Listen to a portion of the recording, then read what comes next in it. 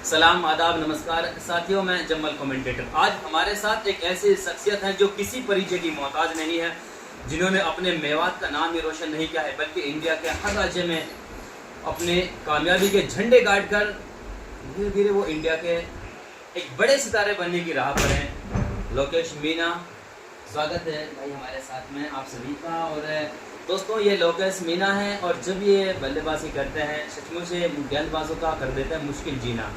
तो सबसे पहले हम आज जानेंगे कि कहाँ से थोड़ा सा वो बचपन में एक ऐसा शौक, एक ऐसी लगन जिसने आज लोकेश मीना को इस जगह पहुंचा दिया है। तो पहला सवाल सबसे पहले मैं लोकेश सर से करना चाहूँगा कि लोकेश भाई थोड़ा सा हमें यह बताएं कि कौन सा वो टूर्नामेंट आपकी नज़र में जो पहला सबसे फर्स्ट था, जिसमें आपने एक ऐसी अपनी छाप छोड़ी जिसके चलते आपको एक नई पॉपुलैरिटी मिली, जिससे आपको एक नई पहचान मिली। बड़े लेवल पे अगर देखोगे तो बोरावड़ का जो टूर्नामेंट था अपनी देखी भी होगी वो पारी। वो 92 या 93 रन की मेरी पारी थी। वो सेमी को वो क्वार्टर फाइनल में थी शायद, तो वो पारी मतलब उसने मेरे को काफ़ी घूम दिया मेरे। तो कुछ बताएंगे हमारे साथ देखो वो 2020-2021 या में आपकी शुरुआत के कौन से चरणों में थी?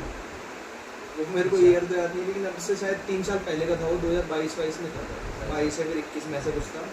और 2 मार्च ऐसे कुछ डेट थी उसकी।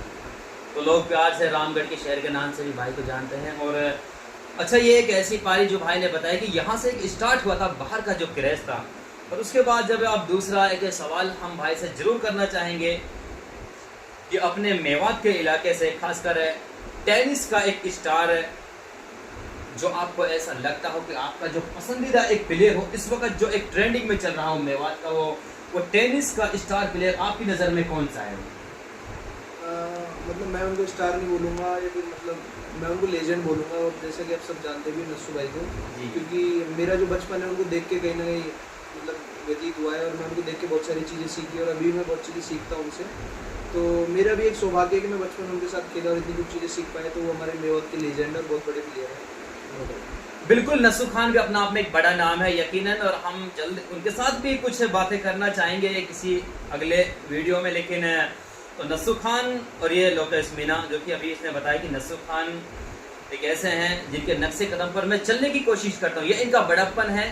तो नस्सू खान के नक्शे कदम पर चलने की बातें कर रहा है। और फिर उसके बाद में अगर जो तीसरा हम भाई से सवाल करेंगे, CL T10 जो नोएडा में भी एक लीग हुई थी, जहां पर भाई ने हम सब मेवातियों का सीना गर्व से चौड़ा कर दिया था। यकीनन तौर पर अगर हम बात करें, जो नोएडा में वो लीग हुई, वो टूर्नामेंट हुआ, इस भाई ने वेस्ट इंडीज के उस थाकड़ ऑलराउंडर, जिसकी मैंने क्लिप भी डाली थी एक कमेंट्री लगाकर, डिवेन स्मिथ को चलता किया था। तो उसके बाद लगातार शॉन मार्श जो और पूर्व ऑस्ट्रेलियाई सलामी बल्लेबाज रहे, एक लेफ्टी बल्लेबाज थे, और उनके सामने भी भाई ने गेंदबाजी की। तो थोड़ा सा हमें अंतर्राष्ट्रीय लेवल के जो प्लेयर थे और वो लेदर बॉल का क्रेज अब धीरे धीरे टेनिस में आकर घुस गया है, तो आपको कैसा लगा उन लोगों के साथ? थोड़ा सा ड्रेसिंग रूम के माहौल के बारे में हमारे दर्शकों को बताइए। वो अपने आप में लेजेंड प्लेयर है। कोई भी युवा सितारा जो इंटरनेशनल लेवल पे खेल रहा है वो भी उनसे सीखने को मतलब चाहेगा। और हमारे लिए मतलब मेरे लिए मेरी लाइफ में बहुत बड़ी अचीवमेंट है कि मैं इतने लेजेंड्स प्लेयर के साथ खेल रहा हूँ, जिनको टीवी में देखते थे बचपन में। और मतलब मेरा एक ड्रीम पूरा हुआ एक तरीके से। और उनकी हर एक छोटी छोटी चीज़ में भी वो काफ़ी डिसिप्लिन रहते हैं, क्योंकि अब तभी जाके इंटरनेशनल खेल रहे हैं। तो उनसे हर एक चीज़ सीखने को मिलती है कि मतलब सोने का पैटर्न, खाने का पैटर्न, और क्या डिसिप्लिन रहता है उनका, गेम में क्या माइंडसेट रहता है, वो सब चीज़ें नोटिस करते हैं। तो मतलब काफ़ी हटके होते हैं वो, इसीलिए इंटरनेशनल प्लेयर होते हैं। तो बहुत कुछ चीज़ें सीखने को मिलती है। तो एक अटपटा सा सवाल है लोकेश भाई कि ये लगातार लोग इस चीज़ को जहन में रख भी रहे हैं और कुछ अपने दिमाग से कुछ बातें निकाल रहे हैं कि जब आप कार्लोस ब्रेथवेट जैसे धाकड़ ऑलराउंडर के साथ बल्लेबाजी करें, उस वक्त थोड़ी सी बीच विकेट पर बातें हो रही थी। तो क्या कुछ हमारे दर्शकों को साझा करेंगे वो बातें कि आप थोड़ा सा उन्हें टिप्स दे रहे थे, शायद थोड़ी उन्हें परेशानी, थोड़ी तकलीफ हो रही हो टेनिस बॉल खेलने में, तो कुछ बता सकते हैं कि आपने थोड़ा उस वक्त क्या समझाया था ब्रेथवेट को? ब्रेथवेट ने मुझसे, जब मैं उसके साथ अपनी पार्टनरशिप में गया, तो उन्होंने मुझसे पूछा कि आप स्ट्राइक लोगे, तो मैंने बोला कि हाँ मैं स्ट्राइक लूँगा। तो जैसे ही मैंने पहले ओवर फेस करा तो 6 बॉलें मैंने फेस करी। दूसरी ओवर में बॉलर चेंज हुआ, तो उनको इतना आइडिया नहीं था कि कौन बॉलर क्या डालता है।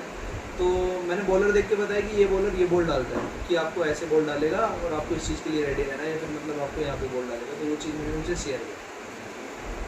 तो ये चीज़ थी अब तक की, लेकिन एक चीज़ तो शायद मेरे को लग रहा है कि ये मुश्किल था कि आपके लिए, कि आपने शायद ही सोचा होगा कि लेदर बॉल अंतर्राष्ट्रीय लेवल के प्लेयर एक टेनिस क्रिकेट में अगर घुसेंगे वहाँ उनसे मुलाकात होगी। क्या आपने सपना देखा था?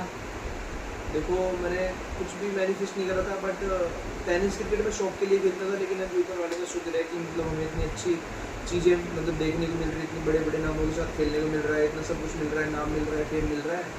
तो अभी कई हद तक मैं सोचता हूँ बहुत मतलब ये चीज़ें थोड़ी नॉर्मल हो गई है हमारे लिए कि इंटरनेशनल प्लेयर टीवी पे आना, OTT पे दिखना और इतने लोगों का प्यार मिलना, वो सब चीज़ें मतलब अभी नॉर्मल हो गई। लेकिन एक टाइम पे जब मैंने शुरू करा था तो कभी मैंने सोचा नहीं था, बट अभी मैंने काफ़ी सारी चीज़ें मैनिफेस्ट की हुई हैं जो हो सकता है बहुत जल्दी ही पूरी होंगी। और अभी जो मतलब मेरा ये अभी करियर जो हुआ है ये भी मेरे हिसाब से मेरा 20% है, अभी मेरा 80% आना बाकी है, और मेरा जो बेस्ट है लोकेश मीणा का भी बेस्ट वर्जन अभी आना बाकी है। तो बस यही भाई के लिए दिल से दुआ है। सबसे आखिरी अब सवाल है, और वो सवाल ये है कि जिस तरीके से मेवात से नहीं मेवात के बाहर के लोगों का भी प्यार है अपने भाई लोकेश के साथ जुड़ा हुआ है, हम सभी दिल से दुआएं करते हैं। न जाने कितनी माएँ हैं जो इस लाडले के लिए दुआएं करती हैं। तो सबसे आखिरी सवाल है सब फैंस के सामने कि अपना अगला टारगेट है, और सही महीने में आपका नहीं है, हम आप सभी का वो टारगेट है कि हम अब देखना चाहते हैं अपने इस लाडले को ISPL के उस बड़े मैच पर जो टेनिस का एक महासंग्राम है। तो क्या थोड़ा सा उसके बारे में कुछ अपने जहन में चल रहा है कि शायद इस बार चेन हो जाए तो हम एक अधूरा सा जो सपना एक ख्वाब लेकर अभी तक घूम रहे हैं शायद वो हमारा पूरा हो जाएगा। थोड़ा सा इसके बारे में अपने विचार रखिए कि ISPL को लेकर क्या तैयारी आपकी चल रही है? देखो कोई भी बड़ा टूर्नामेंट है तो उसके लिए बंदा मेहनत करता है कि मैं उसमें दिखूँ, अच्छी परफॉर्म करूँ। बट मैंने एक बार फॉर्म अप्लाई किया, मतलब फॉर्म भरा था ISPL का, बट मुझे ब्लू टिकट नहीं मिला और मेरा नाम मतलब ऑप्शन से पहले ही निकाल दिया गया। तो मुझे पता है कि मैं डिजर्विंग हूँ, ISPL में डिजर्व करता हूँ। बाकी अगर मुझे खेलने को नहीं मिल रहा तो मुझे खुद से कोई रिग्रेट नहीं है चीज़ें कि मैं डिजर्व नहीं करता, फिर मैं अच्छा नहीं खेलता हूँ। मुझे ये पता है कि मैं अच्छा खेलता हूँ, मुझे पता है कि मैं ISPL डिजर्व करता हूँ। बट उन्होंने मुझे टिकट नहीं दिया तो मैं ये भी नहीं बोलूँगा कि ISPL वाले उनकी गलती है, उन्होंने कुछ सोच के ही मुझे निकाला होगा। बट मेरा ऐसा मुझे ऐसा कुछ रिग्रेट नहीं है कि मैं ISPL नहीं खेल रहा। बट वो इंडिया का मतलब टेनिस बॉल का सबसे बड़ा टूर्नामेंट है, तो मैं चाहूँगा कि मतलब इस सीज़न में खेलूँ और मतलब अच्छा परफॉर्म करके अपने एरिया का नाम करूँ। तो ये भाई ने अपने बारे में थोड़ा सा बताया है कैसे उतार चढ़ाव भरा कैरियर रहा है। लेकिन एक चीज़ मैं लोकेश भाई के लिए बता दूं कि हिम्मत मत हार जाना, बहुत आगे जाना है। और जिन्होंने कहा था तेरे से कुछ नहीं होगा, उन्हें कुछ करके दिखाना है। अगला हमारा टारगेट ISPL है, और इंशाल्लाह अगर अल्लाह ने चाहा तो हम भाई को एक बार बड़े मंच पर देखेंगे। यही भाई के लिए दिल से दुआ है। और ये भी सच है, जो मेहनत करते हैं वो आस करते हैं, जो मेहनत करते हैं वो आस करते हैं, और सफल हुए हैं तो हैं ब्रदर जो प्रयास करते हैं। तो आप अपनी मेहनत और प्रयास जारी रखिए, यकीनन ISPL इस बार हम आप सबका जो एक वो सपना है वो जरूर पूरा होगा। बेस्ट ऑफ लक आगे के लिए जो अपना अगला प्लान है, जो भी हर मकसद में आप कामयाब हो।